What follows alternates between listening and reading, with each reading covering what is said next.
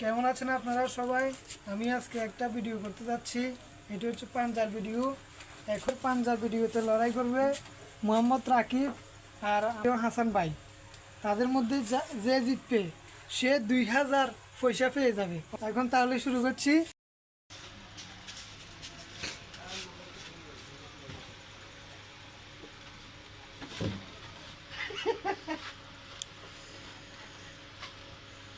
এই কোনো সিট করান লাগতো না। এখন এখানে কঠিন লড়াই চলতেছে।